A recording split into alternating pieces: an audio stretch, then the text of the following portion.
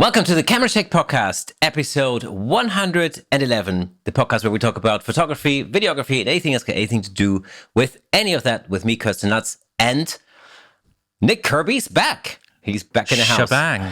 Shebang. So today we'll be talking about the death of photography. But before we get there, it's good to have you back, Nick. Is it? Hell yes. Yeah, no. Good to be here. Unfortunately, our schedules just could not match, which is fine. It's the first time it's not really been possible. Or we've had a couple of weeks where we've had to skip, where we've both not been able to make it due to schedules, and we figured, why not? Just still go ahead. You were free? Yeah, one week where I was stuck in Wales with no internet. We even managed to do an episode with both of us being in different countries. But Wales seemed to be impossible. Completely. Nothing's possible in Wales. It's fine. So, that was fun. Yeah, I'm back and raring to go. Awesome. Well, actually, I'm going to come back to something that relates to last week's episode because we've had a comment. So in last week's episode, we talked about whether hobby photographers should charge for their photography. Or not, or whether there are circumstances where maybe you wouldn't charge, and so on and so forth. So that was the discussion last week, and we had a really interesting comment from Rustin Powell on the YouTube version, on the YouTube video, and I'm just going to read to you because it's an interesting point. We can take this apart a little bit. So he says, as a hobbyist, I can't afford to charge. Should I begin to work as a commercial photographer, no matter how much money I actually bring in, my insurance, gear liability, indemnity, etc., would skyrocket. I would need to register with the government and pay the associated taxes. My personal assets would then be a risk, and as I create, incurring more costs, a separate legal entity, and on and on. And once I charge on commercial, there isn't a middle ground legally. I only have limited photography time as it is now, so I would prefer to enjoy the moments I get instead of worrying about covering overhead and the other legal requirements. And he's based in the US. So actually, I thought it was a really good comment because that's a valid point. And, I'll be honest, I don't necessarily know the ins and outs of setting up a business per se in the United States, as it were. In the UK, it's a lot easier, really, because it's really easy and actually free of charge to register, for example, as a sole trader. And in fact, in the UK, the first £1,000 that you make on the side, as it were, are actually tax-free. It's regarded as a micro business. It's a little bit like, let's say, I don't know, you do a favor for somebody and they, pay you a little bit of money as a token of gratitude or something. There's no need to pay tax on that until you hit that £1,000 threshold, for a side hustle.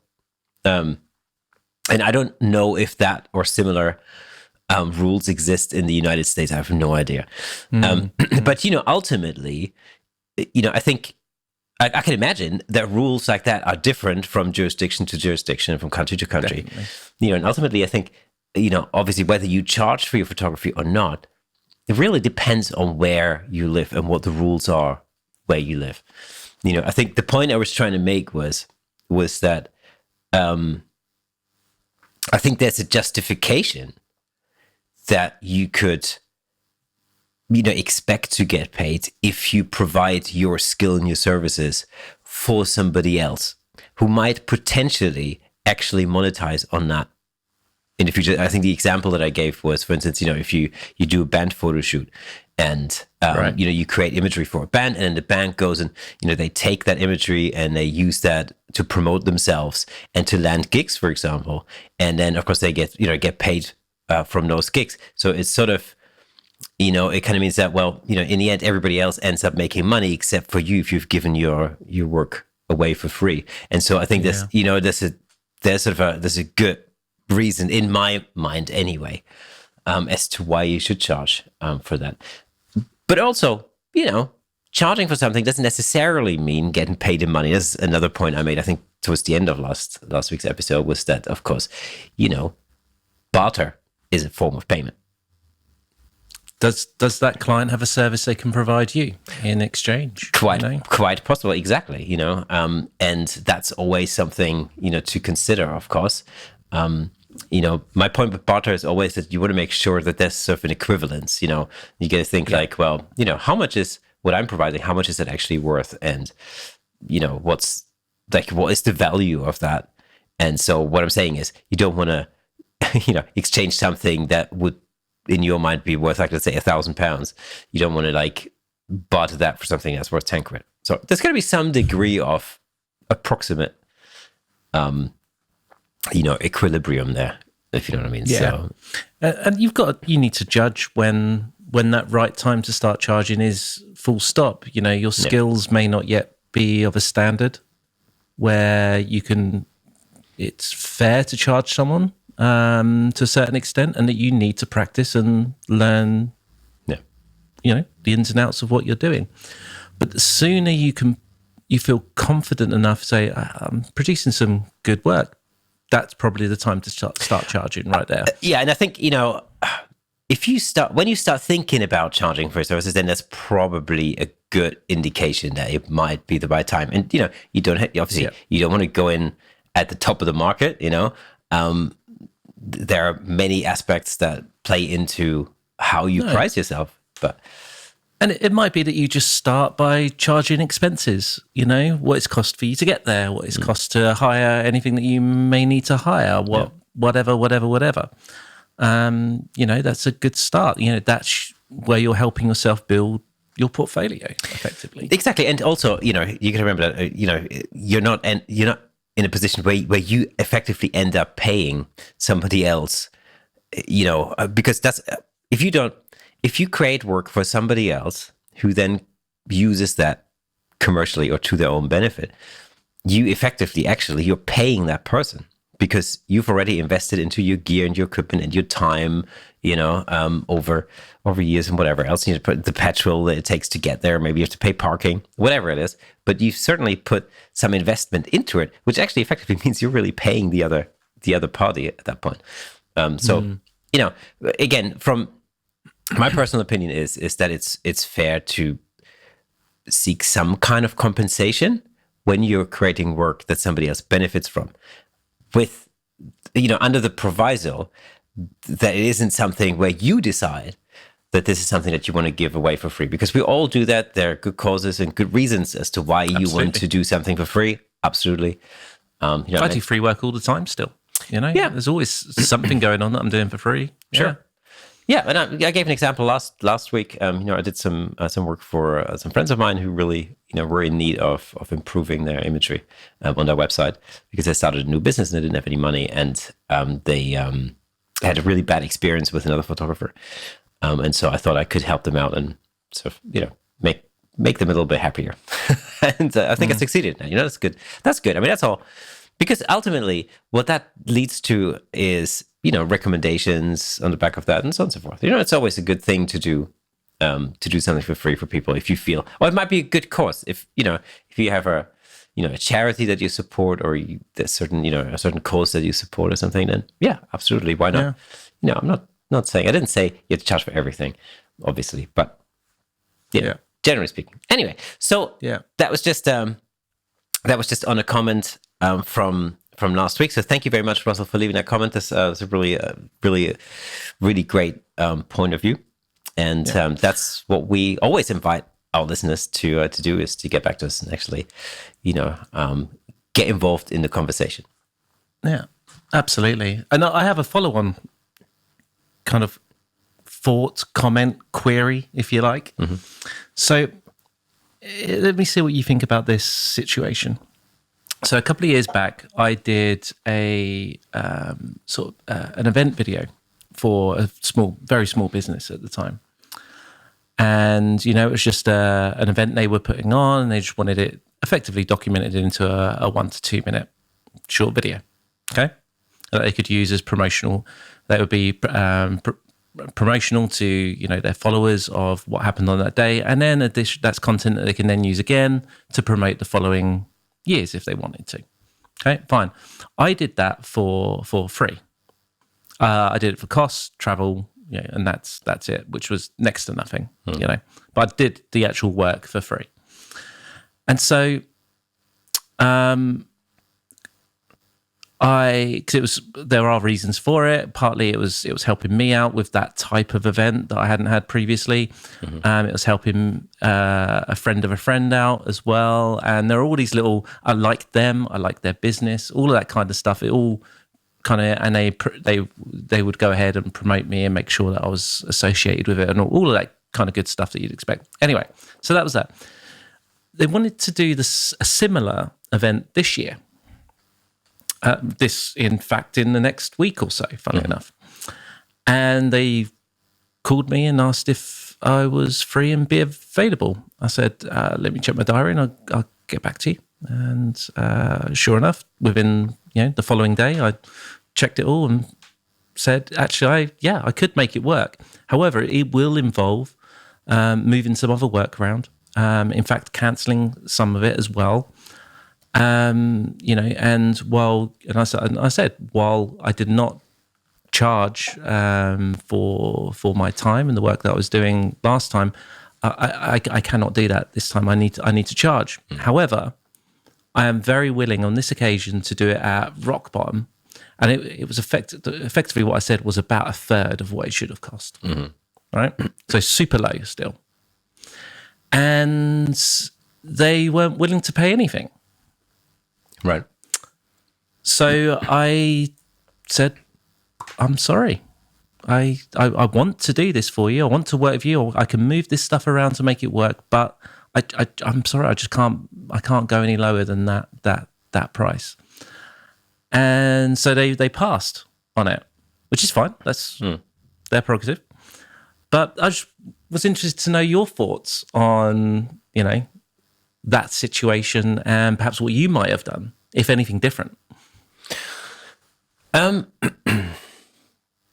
mean, in a situation like this, I think it's always interesting to find out what the barrier to payment is, whether it's budget or no budget or whatever, and also depends on what kind of event it is, I mean, I gave this example last week's episode, because you and I, this as a musician. As a musician, you're always the last person to get paid because everybody else gets paid before you, and that starts from, it starts from the people that sell the tickets charge a fee for the ticket sales, right? Because you always pay a certain percentage on top, right? It's always like whatever it is. Like, let's say for the sake of simplicity, it's £10 for the ticket plus, I don't know, 2.5% for the actual transaction, right? Then the credit card company charges a transaction fee on top of that. So the credit card company earns money based on that transaction. Then the venue earns money because the venue hire themselves out to, let's say, the promoter who hires the venue. So the venue already gets paid. Then the promoter charges a particular, like a percentage on the ticket sales. So the promoter gets paid. And everybody involved gets paid. The people behind the bar get paid. The security staff get paid. The sound engineer gets paid. The lighting guys get paid. Everybody gets paid. And only if there's anything, the lady selling the tickets at the booth gets paid. The cleaners that clean the venue get paid. Everybody gets paid, except for the band or the musician who puts on the entertainment. Because if there's nothing left in the kitty, or even if, the event made, didn't make a profit, made a loss, then you're the one who doesn't get paid. And it's odd because you're providing the entertainment. I mean, you're the reason why people come, You're the reason that event exists. Exactly. And yet you are weirdly, as musicians, over the last, I don't know, 100 years or whatever, we've allowed ourselves to be put into this position where we're really at the very, very bottom of the food chain. And it's all, all comes down to this, like, because you got to do it for the love of it, because it's a creative art. So therefore you have to love it. And just because you love what you do, for some reason, you don't really have, you have no reason to insist on getting paid. So for some reason, in the minds of a lot of people, there seems to be a disconnect between loving what you do and getting paid. So, by inference, then it means, you can only get paid for a job that you hate. Which of course is ridiculous, And I mean, photography really in many ways is not too dissimilar from that. And so, the one thing to look at, I think, with any situation like that, an event like that, is to see like, okay, well, who else is actually getting paid? Are there, for instance, are there stylists there? Are there models at this event? They're getting paid. Yeah. Whatever. There might be an AV crew, like, doing the sound or whatever, or projections or whatever. They might get paid. The waiters or waitresses get paid, and so, or whatever happens at this particular, if there's food involved, then there must be some kind of catering, a chef or whatever, people in the kitchen, they get paid. So the valid question then is like, why should you be the only person who doesn't get paid if you're creating content that will help them promote next year's event? Yeah. This is my argument. As I was willing, because I still like them, I like their business, I like what they're trying to do, the way they operate, and how they've grown. I love it. I'm all for it. But this is content that's going to make them money, ultimately, right? And get them more business through the door, hopefully, right? And so, my expectation as a small business owner with those kind of businesses is that in your first few years, you need to expect to be making losses all the way. Mm-hmm. You should not be expected to be in profit for those type of businesses. And if you're running these events to drum up business through other things that you do, all of those kind of bits, then you need to expect that event is going to run at the very minimum break even. You should not be doing those events to make yourself money. You're doing those events to promote yourself, promote your business. And my cost and my time, I've put a lot of years into learning what I do, and and the gear, God, let alone the gear. Yeah. And that has to come back somewhere. And this is not it wasn't another situation where I was willing to do it for free, because there's no value in me doing it for free. Well, exactly. And so value is actually, that's sort of the point, because, you mentioned earlier, like at the beginning, you mentioned that last year you did it because it worked for you as a portfolio piece, because you didn't have a similar event, shoot in your portfolio. And therefore you thought, well, this is a good idea. This can work for me. I get value out of this myself. Yeah. I was free that day. Yeah. I didn't have to be anywhere. It was a weekday as well, so why not? Why not? Exactly. And so that's really, in a sense, that's a bartering situation. Everybody gets something out of it. They get a video, you get something for your portfolio, which potentially can make you more money further down the road because it helps you to promote yourself. I mean, that's all fine. It's like once your portfolio is where it should be, though, then of course you don't really have a reason to do the same thing again. And so at that point, but I think the thing to remember for anybody is that it's just simply that there are clients for you, and then there are clients that are just not your clients.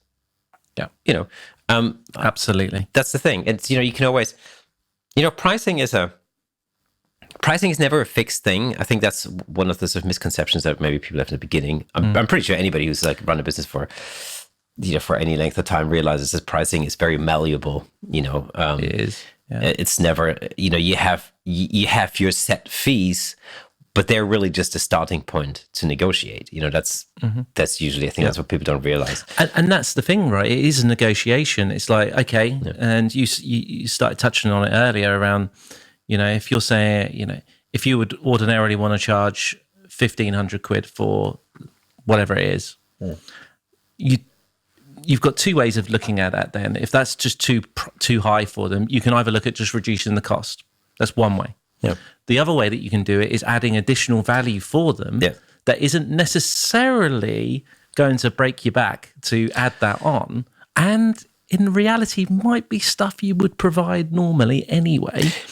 Maybe like additional prints or different additional edits or additional, whatever the project is. Yeah. A separate 10-second version of that video as well that you can put on Instagram or whatever it might be. Yeah. And you can give them that value and say, still 1,500, But I tell you what, I'll do this Cool. and this You're as just well frozen. I don't know if you can see, but you're frozen. Have I frozen? Yeah, you're still frozen. Oh, no, you're back. Well, my video is it says I don't know. One of our internet connections is unstable. All right, well, all right. Anyway, Yeah. that's staying in. I'm not cutting that. Because obviously we're watching each other, looking at each other on Zoom right now. Yeah. Anyway, what were you saying? Yeah, I mean, so you can add value, or you can of course cut value. That's the other thing as well. You know, for instance, I had a case only the other day where somebody who I actually know quite well, called me up and asked me to shoot an event. And then, I gave them what I thought was a really good quote, but it was still too high. And I kind of thought, well, okay, I can't really, if I lower my price, I'm going to have to take something out of it. And very often with an event, it could be time, quite easily. Like if the event would normally be like, let's say, for argument's sake, a 4-hour shoot, maybe you're just there for 2 hours, maybe just there for an hour and a half. And you deliver considerably fewer images. That way, you don't have to basically lose the business as such, but you can basically shape it into something where both parties are happy. They're happy to pay you a certain amount. You're happy to work for that, but you're just not going to do the full shebang. You can actually just do, whatever fits that budget, basically. So that's what I mean. There's always sort of a bit of negotiation that's going on. The other thing, of course, is sometimes when you have an opportunity, to do a shoot, and you realize that price is the sticking point, I think there is, a valuable argument in basically thinking, well, okay, I could do this shoot, let's say for argument's sake, for £1,000, okay, or I could do it for $750, if that's all they want to pay. And you just got to think, well, okay, if I say no, I'm not going to earn anything that day. Absolutely. Yeah. If I say yes, I'm at least going to earn $750, Yeah. And again, you sort of, you shape the project so that it makes more sense, and I think people are open to that conversation very often, so rather than just saying no, you can kind of go, okay, well, what can we do to actually come closer to where we're both happy with it? Again, the event example, if I come around and shoot for an hour and a half, or in this particular case, I didn't actually do a full edit on the images. They were really just color corrected, and that's pretty much it. Cropped a little bit. That was pretty much it. So I didn't actually spend a lot of time in post-production for those. So typically, for an event like that, I would have spent a lot more time working on the images afterwards, but I didn't, because that's basically what they got, for that amount. Yeah. And the truth is, they were absolutely thrilled with the images. It was super fun to be there. In fact, I didn't actually want to leave because it was so much fun. But everybody was happy. I was happy. I was happy with how it went. And the client was happy. Everybody's happy. Yeah. Great. Super cool, because that, if anything else, it gets you another really good Google review or something like that, and that helps. Yeah. In fact, I had a call today.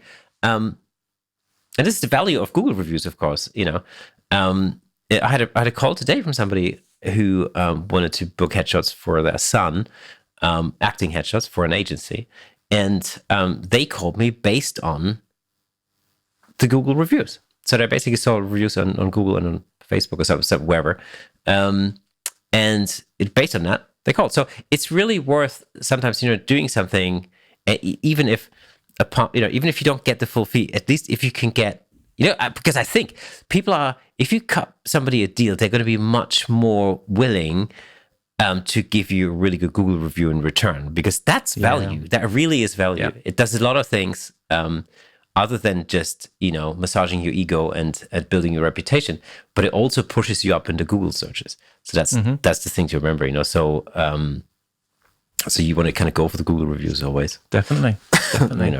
So yeah, many ways. And this is why it's so important to ask those clients and have an open conversation with them with, one mind, kind of always thinking about, well, What can I add for them if I need to? Yeah. What can I cut if I need to? What is the rock bottom I could push this to if I absolutely still want to do this job? Yeah. And that then treads that line of, well, either I earn 750 or I earn nothing. If that value's gone down to like 400 quid, you then think, okay, I'd rather not earn the 400 quid.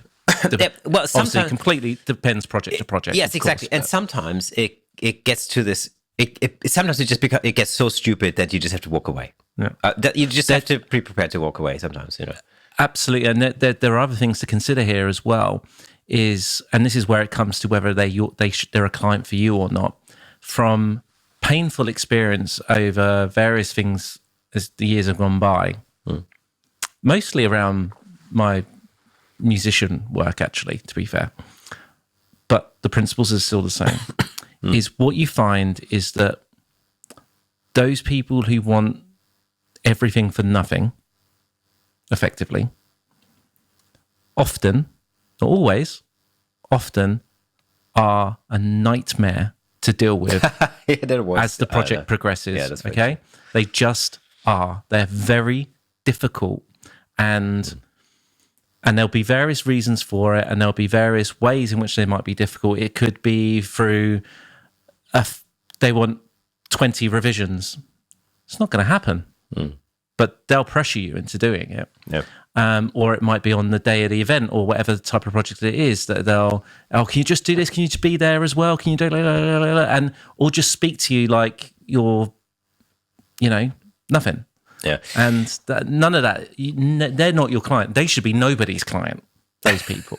Yeah. But that's why it's so important to try and gauge this stuff in the very early parts of your phone call with them or email, and try and work out whether they're going to be your client. And you always have to assume that they are going to be, first of all. Yeah. To be able to have that open dialogue. But you'll know quite quickly, hopefully, with some experience, whether they are or not. And if they are, then they're the ones that you want to be flexible with. They're the ones that you want to do the things that we've just been talking about. If you're quite clear that, you know what, with regards to my time and my stress level and the price that I'm going to have to do this for to get this job, it is not worth it. Walk away and say, no, I'm sorry. Exactly. And the thing is, like, you can turn something like that around into something positive, by the way. It doesn't necessarily always have to be a negative conversation, because, like I mentioned last week, there's somebody fairly local to me who charges £60 for a headshot, which is exactly, And the thing is, if somebody, I occasionally have these kind of requests, and when I realize this really isn't going to work out, this isn't going to happen between the two of us. This is not, I'm very happy to help. If they are looking for that kind of work, if that's really all they need, that's fine. I gladly pass them on to somebody else. Absolutely no problem. And I help them. I give them a number, and I usually say, look, I know somebody. I really, I'm afraid I won't be able to do that, but I know somebody who can help you, and I give you the number, and it's fine, because we all work slightly differently. I think we all work with different types of clients potentially, and that's absolutely that's fair, and we all charge at a certain level where there are going to be people who won't be able to afford your services, and then there will be people at the same token who will look at you and go like, well, that's too cheap, because the sort of opposite attitude is you look at the price and you kind of go like, why should I buy this? This car costs £6,000, let's say, right? But there are other cars that cost £35,000. So in your mind, the car that costs £35,000 is immediately going to be better than the car that costs £6,000. And that's, you haven't seen the car yet, but you automatically make that assumption just based on price. And so, the same thing is true. And by the way, that may or may not be true. You don't know at this point because you haven't seen the car yet, but you just automatically make that assumption because that's your experience tells you that's usually how it is in life. You get what you pay for. And the same thing is true, of course, with services. If I charge a certain amount, for headshots, let's say, and somebody else charges 3 times that, then you automatically assume that that person must be better for some reason, right? I think that's a fair assumption to make. But the person that goes, the person that pays 3 times the price, that clearly won't be my client, because they won't want to engage with me because they think that they're not looking for my service because I may be too cheap. Yet the person who's looking for a £60 headshot won't talk to me either because they think I'm way out of their price range, and that's, maybe they don't want a lot of time, they don't want different backgrounds, and they don't want different different options and variety and all that kind of stuff. Maybe they don't want any of that. They just want to go in, have their basically passport photo taken, and go out. And if that's all they need, awesome. Sometimes I go to the supermarket and I buy the No Frills brand because for some product or whatever, because that's all I need. I don't need anything else. Why would I pay 3 times that if I don't need it? And it's a fair comment. It's a fair assumption. So it really is all about finding the clients that are right for you. I mean, I talk about the headshot sort of genre a lot because that's what I do a lot. You have actors and you've got business people, broadly speaking, who need headshots. Actors typically don't have a lot of money, and business people tend to have more money. And so these two worlds don't necessarily gel together very well all the time, when you're thinking about how you position yourself price-wise, because what you would ordinarily charge, for business headshots or for corporate headshots, that may be way out of the price league for somebody who's a budding actor. Yet having a headshot, having a good headshot is actually vital for the budding actor, because that's what potentially gets them the auditions, And so, and there are ways that you can modify your own pricing to kind of account for that. Maybe you can give discounts for acting students, for example. This is a very common one, actually, where you knock some money off for students and stuff like that. So, there's many ways that you can adjust and whether you do that, officially on your website, for instance, or not. That's another thing, of course, always, when it comes to pricing. I mean, we could do a whole episode just about pricing, but, should you tell people what you charge on your website or not? There are valid arguments for both of those scenarios, and you just have to decide how you want to work. Some people think, well, if I put my prices on the website, it basically, it makes people move on because they maybe they think I'm too expensive. But and then the other way of thinking is, well, if I put my price on the website, and at least people know where they're at, and if I'm out of their price range, then they won't even call me, which is fine, because actually then I don't even have to deal with these kind of calls. That's how my thinking personally is. Really, my personal opinion is that I'd rather put my prices on the website, or at least I have a basic sort of structure on my website, and then people know ballpark, where that's at. And if somebody is happy to have a conversation, then great, awesome, and they call or email me or whatever. And if not, then they are somebody else's clients, and awesome, great, whatever, it's all good. So that's the thing. Yeah. Anyway, it's a massive subject. I think there's so many. There's so much content out there, just generally, in terms of pricing, and you can find arguments and counter arguments for every type of pricing structure there is, and there has ever been. It's very difficult to give advice. It's really a thing that's partly down to what you're comfortable with, and partly also what works in the market that you're in. That's the other thing. That's why it's so important to, even if you just take the actual price out of the equation for a second and just try and, do I put them on the website? Do I put the prices on or not? Is, well, what the other people who do similar work to you in your immediate area, first of all, are they putting it on there? Are people in the wider area? What about across the whole of the UK?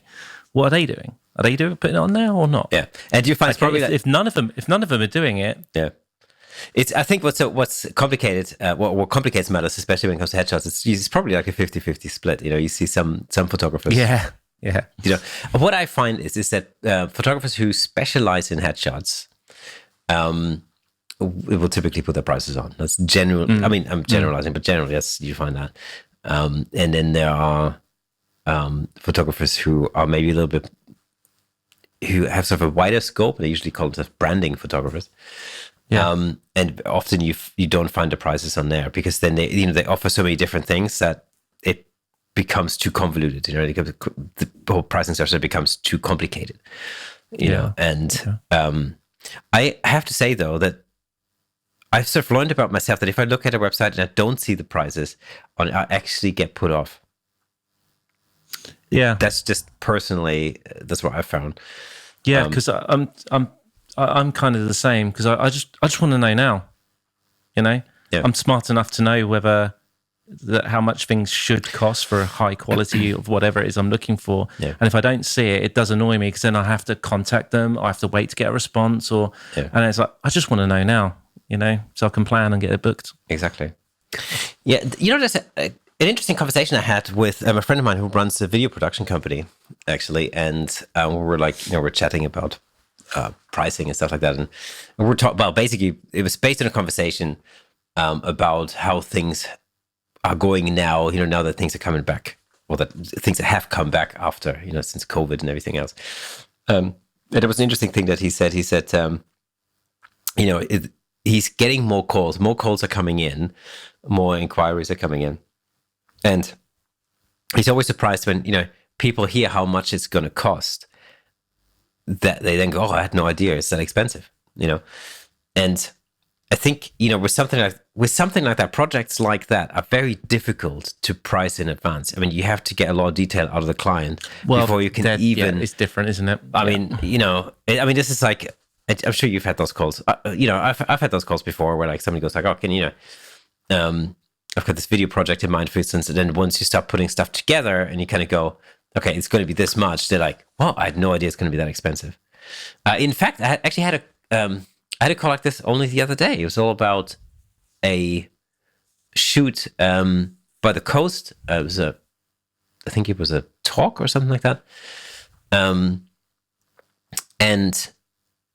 it was going to be fair. I mean, a good, I don't know, probably a good 2.5 hour drive, maybe 3 hour drive, something like that.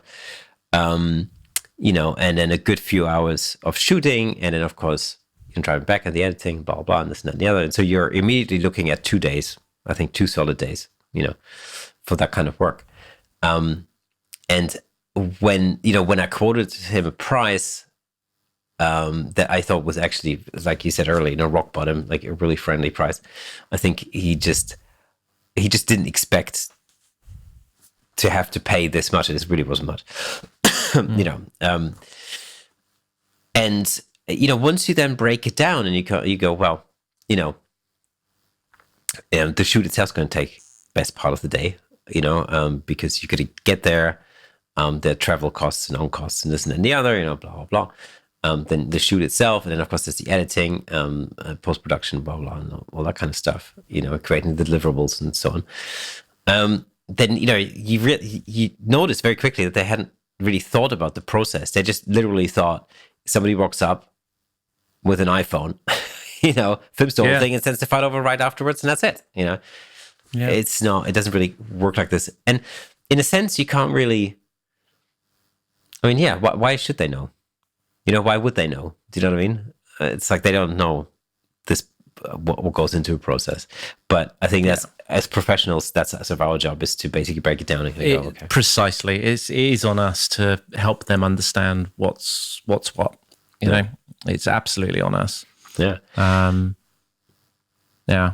But then you've also got a question, well, do they really know what they want? Often they don't. That's again on us to help them understand what it is they actually want. And the end of your hour-long conversation, it might be not what you provide. Well, absolutely. That's okay. Yeah, but guess what? You gave them good advice. You had a good conversation. Yeah. They now know you. When they do want something that you want, or know someone they do, guess who they're probably going to think of? Well, exactly. That's it. Now, I tell you what, man. I've come across something that really freaked me out severely. Which is, was it a body part of yours? Yeah, every day I look in the mirror, I'm freaked out.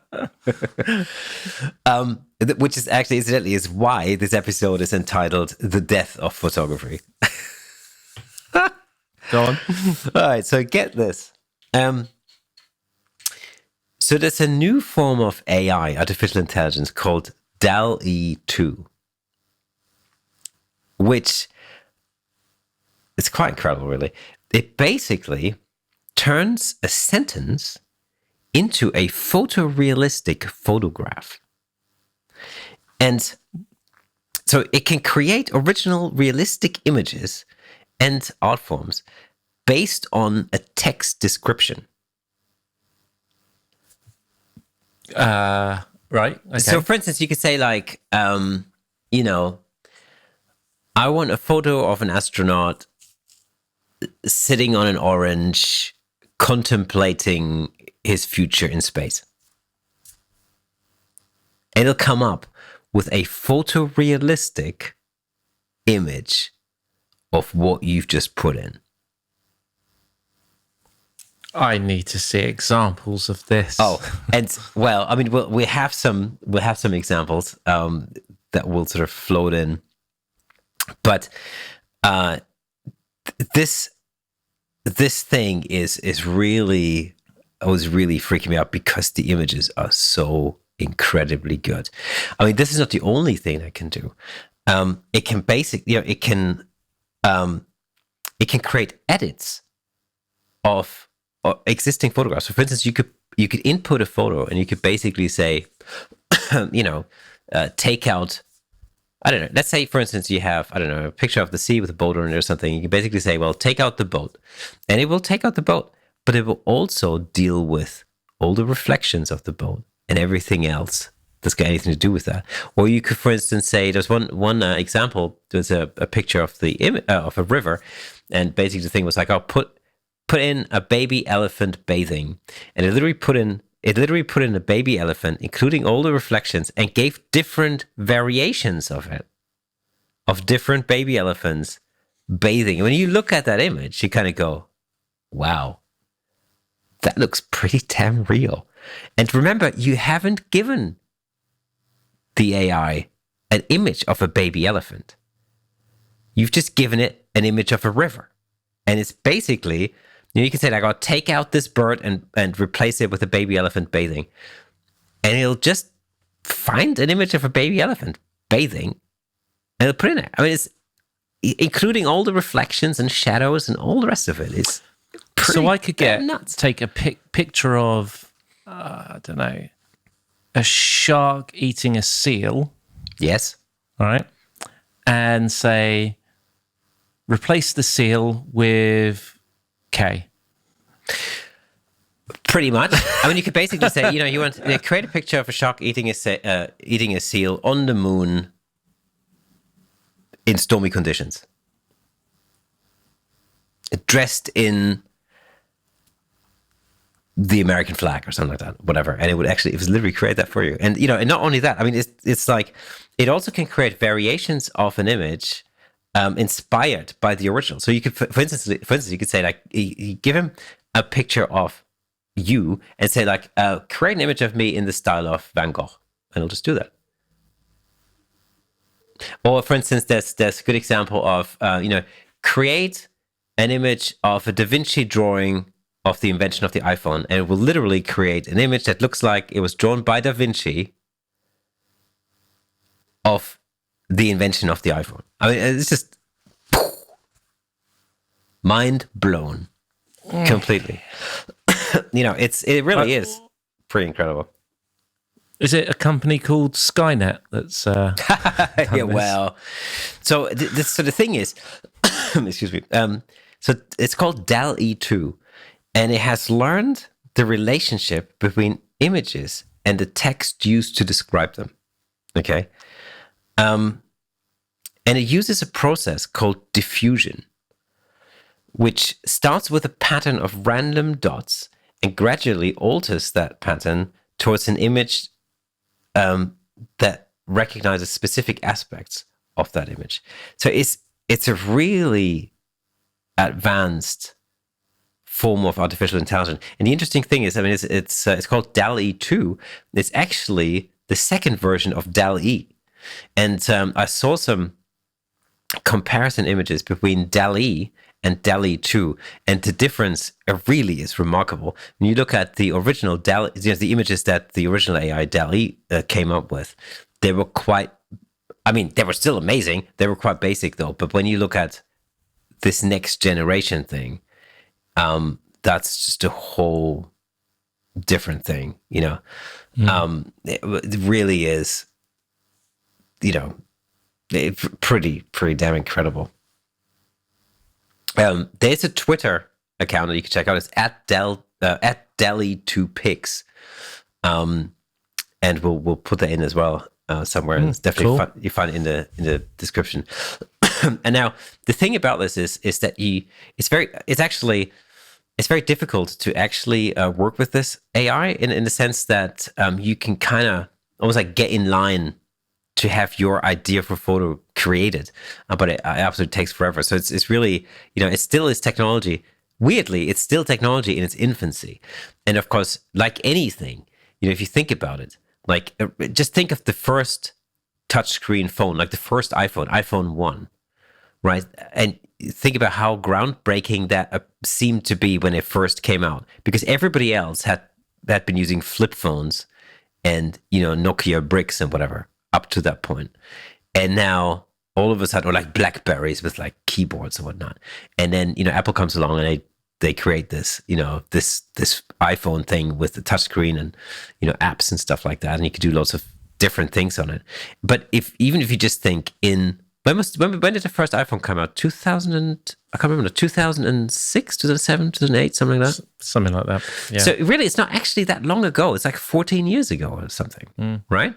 Now, if you think about that, I mean, if you held up an iPhone 1 against an iPhone 13, and all of a sudden the iPhone 13 has freaking LiDAR radar shit going on in it, and face recognition, flipping, you know, all the crazy stuff that it can do in comparison to what the original, you know, and even with the original, people thought like, oh, mind blown. I can't believe it. That's incredible. Just think about it. I remember a friend of mine at the time, he got one and he brought it into the pub and he was so proud of it. And I didn't really think much of it at the time. Oh, it's just another phone, whatever. I didn't even think twice about it until he showed me. You hear it today and you think, God, you're sad. And all he did was he opened up a photo and pinched to zoom on it. That's all he did. And it was just like, what? Can you imagine? Yeah. Oh, dear. Yeah. There we go. You know, what blows my mind is that I'm thinking, first of all, where is this technology going? This is just incredible.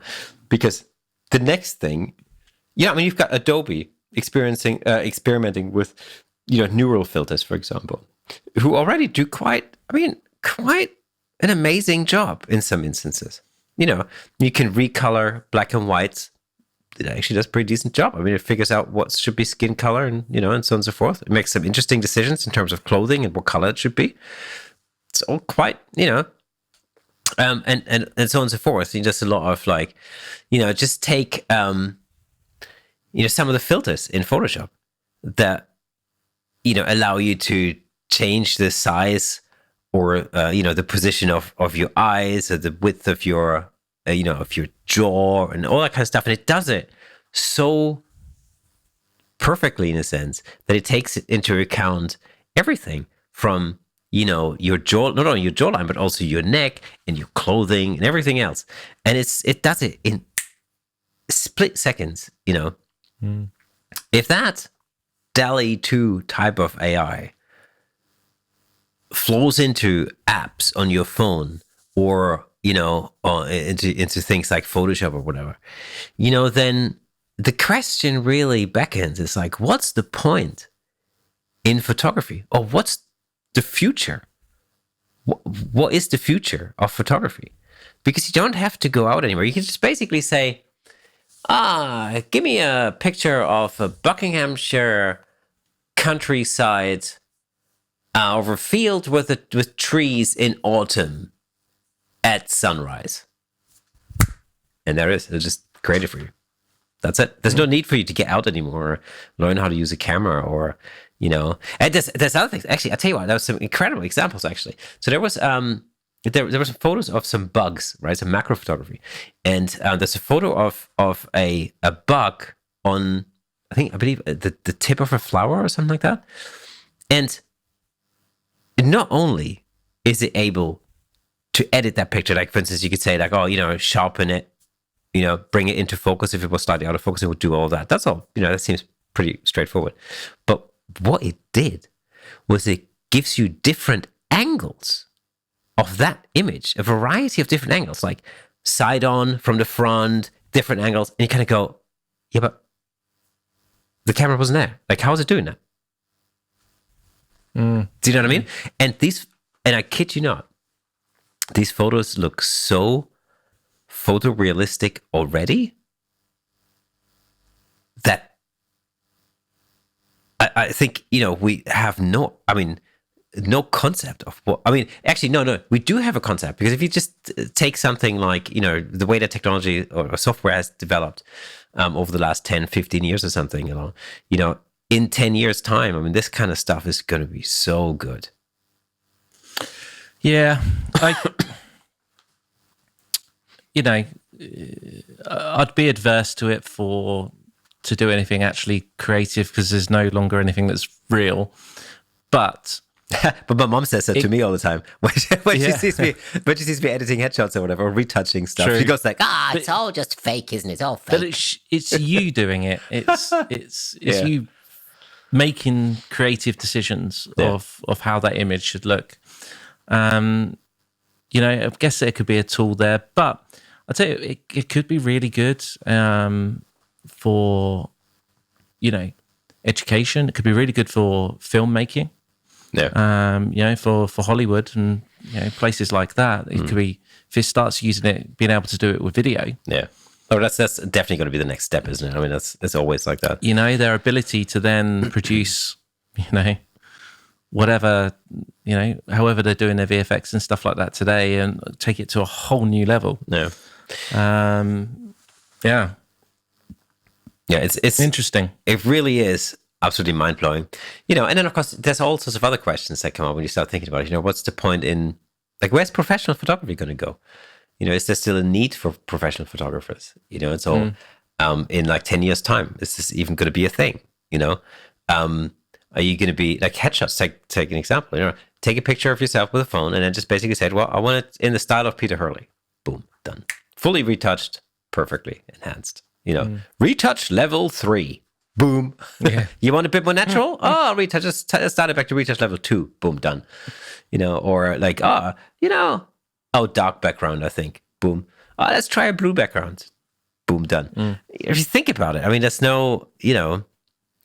there's no need for anybody skilled really to do that. And of course, we already rely on not only machine learning, but just generally, sort of mechanized processes, in that respect. Like, for instance, the way we remove objects in Photoshop now, not too many years ago, you had to like go in and clone stuff out, and it was much more of a manual process. Now you just basically, draw a selection around it, press Shift Delete, boom, it's done, gone, perfect. Yeah. In fact, with a better result than you could achieve manually. Often, yeah. And that's the thing. And so it makes it, of course, it makes it a quicker process from a retoucher's point of view. But it's just an interesting thought, to see that maybe we're all, out of a job in 10 years time. Fun times. I know, but it just really, when I saw some of the results, and I urge you, go on to Twitter, at Dall-E 2 pics. That's Dall-E 2 pics, and check out some of those images for yourself, and it is nuts. Cool, man. Yeah, Let us know. Let us know what you think. My mind was a little bit blown by that. So, does that spell the death of photography in the future? What do you think? Don't know. Let us know. I mean, probably as much as the digital camera did.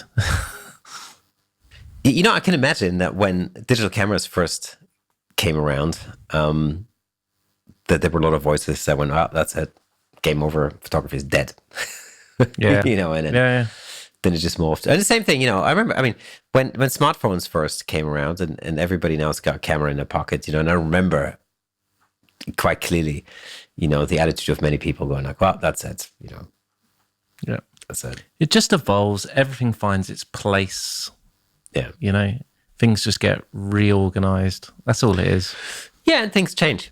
And many things make our lives easier. We talked about this a few episodes ago. Do you remember when we were talking about whether gear is everything? All the gear, no idea. Basically, that was the thing, right? And of course, I mean, back in the day, just imagine like photography in the days before autofocus. You had to worry about a lot of things, before you even, before you could create a picture. Now we're like, take a camera like. Take sort of a consumer camera, like, say a Nikon 3200 or, D3200, 3500, something like that. Basically consumer type camera. I mean, the autofocus system in that already, generally speaking, is freaking phenomenal, in comparison to autofocus systems in the 90s. Right. Right. Of course, if you compare that to, a Z9 or an R5 or whatever, of course, it's nowhere near that good. But actually, even the autofocus system in a relatively cheap consumer camera is still phenomenal in comparison to where technology was only 10 years ago. Absolutely. So it's, I mean, even your phone, like the autofocus system on an iPhone is actually pretty damn good. Face recognition and all the rest of it, so it's... It is good. It is good. Speaking of gear, the C70 is back. Ooh. Yeah. All fixed. Is that what's filming at the moment? Yep. So the screen is now solid, more solid than it was when I first got it. Awesome. It feels sturdy. I don't know whether they used more substantial screws in it or whatever it was that they've done. And these are all the comments that I've seen online about when they have taken them in and they've got fixed, done. They charged me for parts, but not for labor or anything like that, or for sending it to them or sending it back to me. So all in all, it cost me £7.99. Oh, wow. Okay. Yeah. My initial assumption was that was just for delivery back to me. Yeah. But I got the note with it, and the 2 screws, 50p, and or whatever it was, and a couple other bits and pieces there. Yeah. So I was quite impressed. Well, you've had a really good customer service experience, and I had a terrible one. At this time, Apple is not in the good books. I had a terrible, terrible customer service experience with Apple, and I'm extremely annoyed and very frustrated with them at the moment. And it's all got to do with Logic Pro X. And do you remember a little while ago when we did one of these episodes actually? And I was trying to launch Logic as I would normally do to record my audio, and it kept crashing. Right. Yep. On launch. I'm trying to launch it crashes. So I try to figure out what the cause of that might be. Couldn't really find an answer on the interwebs. Anyway, and then used GarageBand or GarageBand to record. Works just as fine, which incidentally is what I'm using now. But then a couple of days ago, I kind of thought, well, I'm going to have to tackle this. I'm going to have to do a little bit of research. And basically, I came up with a number of people saying, well, you got to basically upgrade. It's all got to do with Monterey. And actually, I think that probably that timeline works. I think, it's probably since I've upgraded to Monterey, that's probably when it started fading. So basically, people said, oh, just upgrade to the latest Logic version, which is 10.6 or whatever it is, and it should work fine. Okay, so off I go into the App Store to upgrade Logic, only to find that Logic wasn't in my App Store, and in fact, it kept asking me to pay the full purchase price again. I'm like, well, that's wrong, because clearly I've already bought it, and it did say it's lifetime upgrades, blah blah blah. Yeah, didn't it come with your MacBook purchase? Yes, all that time ago. Yeah, correct. Yeah. Okay, so that was the thing. So basically, off I went onto the customer chat thing with Apple, and and then it went like, okay, you have to talk to an advisor. So anyway, got on the phone. They called me, talked to an advisor. Then it was like, oh, you have to speak to. That's not. That's got nothing to do with us. You need to speak to technical advisors. So they patched me through to a different department, and went, oh no, that's too specialist. You need to talk to the creative media team. Patched me through that. Anyway, they then sent me back to after sales, and so on and so forth. And and the thing was, it basically was, it went like, okay, we need to verify your identity. So they sent me a thing to my phone. I click verify. Cool. Then go. Apologies. That sneeze is staying in. So then it was like, do you have the original purchase receipt for the MacBook Pro? They were like, well, that was 10 years ago. So probably not. So first of all, then they couldn't find the original purchase receipt in their records, because they only keep stuff for 10 years, right? So then eventually some other department found it. They sent it to me. They actually sent the actual thing to me. And then they went like, oh, you have to verify it. So what was the phone number? But first of all, what was the address? Okay, so we're like, okay, well, I think I still remember the address where I lived at 10 years ago. Fine. Then it's like, oh, what were the last 3 numbers of the phone number that you used when you bought this? And it only had the last 2 digits. Everything else was like start out. And I'm like, I have no idea. I mean, that's just 10 years ago. Yeah. I've had 4 different numbers or whatever since then. I have no idea what my number was, right? It says like 42 or whatever it was. I'm like, oh, well, we need the last 3 numbers. And I'm like, so I'm looking at my computer. I'm like, I can't tell you. I have no idea. I don't know. It's like 10 years ago. So I'm like, okay, was it 042? No. Was it 142? No. Was it 242? No. Was it 34? And so it went on, and I just went like, oh, and eventually I said like, look, I mean, you've actually sent me a copy of the document. I've got it in front of me, and you just won't verify it because I can't, for the life of me, remember a phone number that I had 10 years ago. You verified my identity through my phone. I've given you all the other details. And this is the sticking point. This is somewhat ridiculous to me, Anyway, so we went back to a supervisor, came back, and I said, I'm really sorry, but that's our process. Nothing we can do. And I'm like, okay, well, it still leaves me with the software that I've actually bought and it isn't working. So then they patched me through to yet another department. And this, in fact, was I think the creative media department or something like that. And then, I said to the guy, well, it works fine on my MacBook Pro, which is now 10 years old, and it's on Catalina, and it works fine. But clearly on my iMac on Monterey, it doesn't. And he goes like, oh, did you buy an educational version? I'm like, no, it came pre-installed on the MacBook.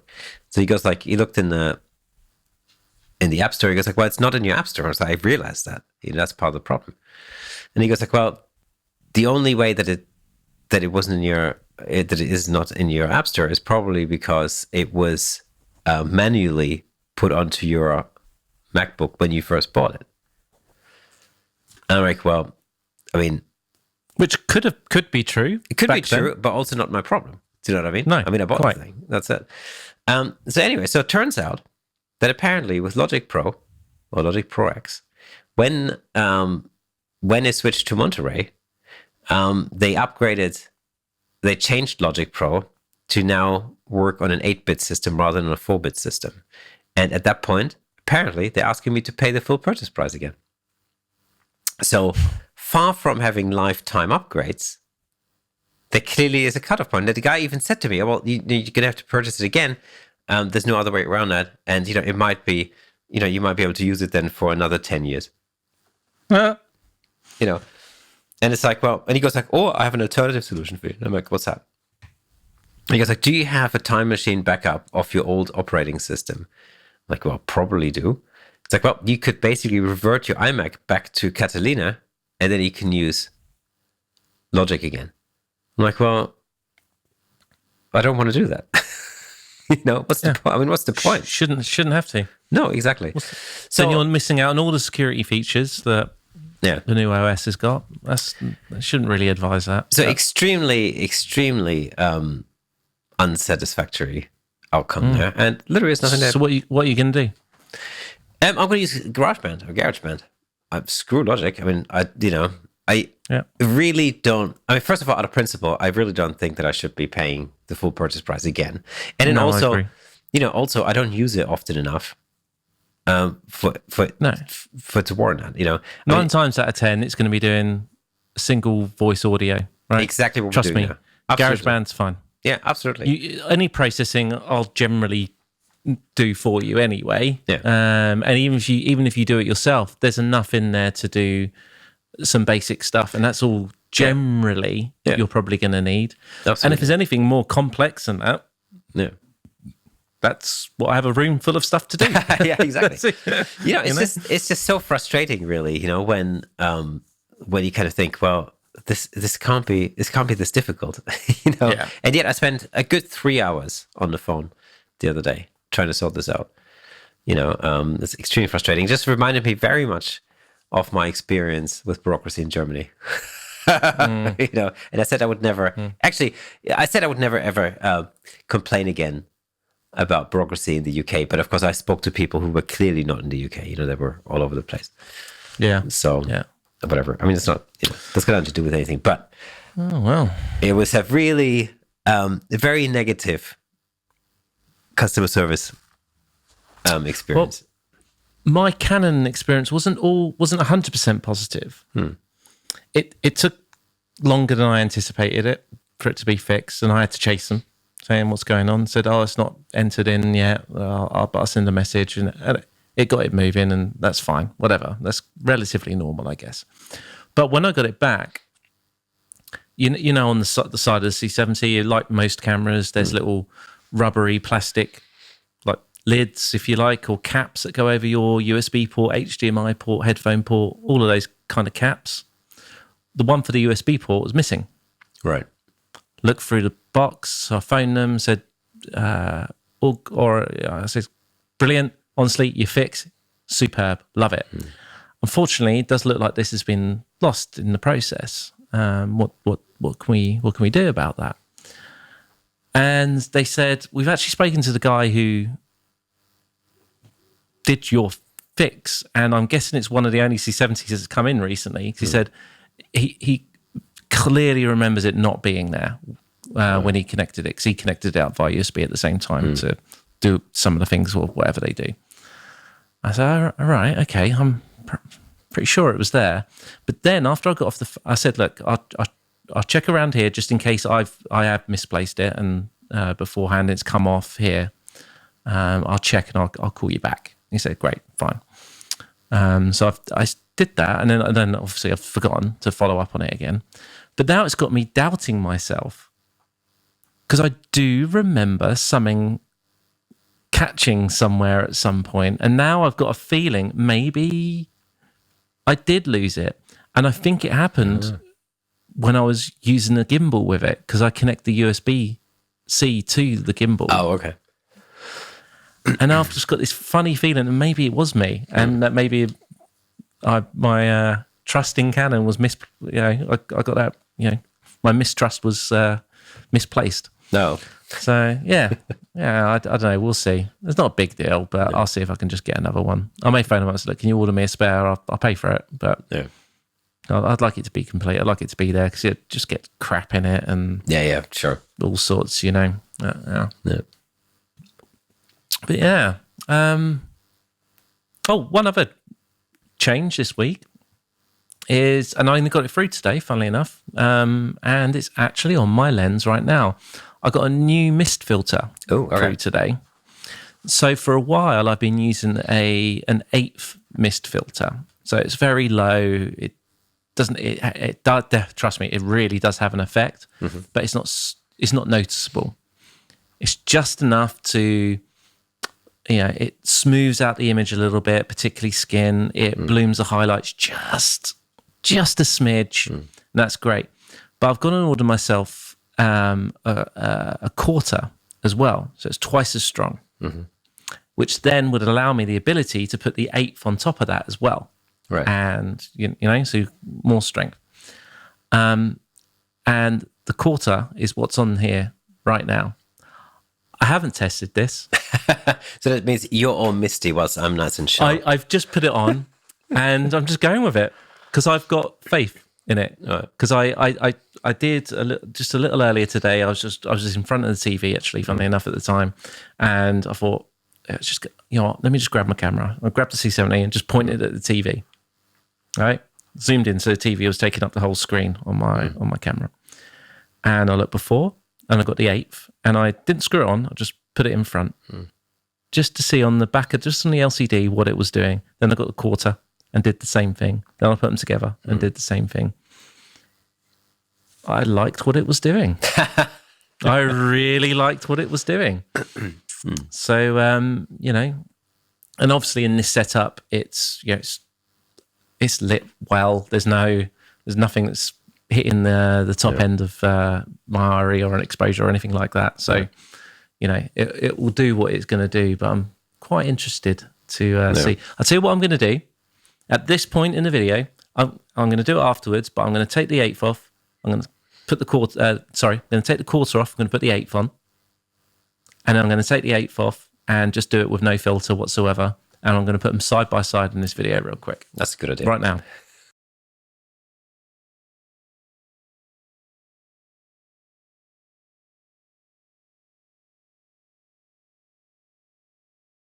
Now, I haven't seen those results, but there you go. That's what they all look like in this setup. Well, I mean, hopefully, next week we're actually going to be in the same room. But who knows? Because my wife, unfortunately, is down with COVID and she's self-isolating in a spare bedroom upstairs. So who knows what's going to happen next week? But yeah, double COVID for her. There we are. So far, I'm fine. Yeah, man. But we'll see. We'll see how it goes. But you are coughing.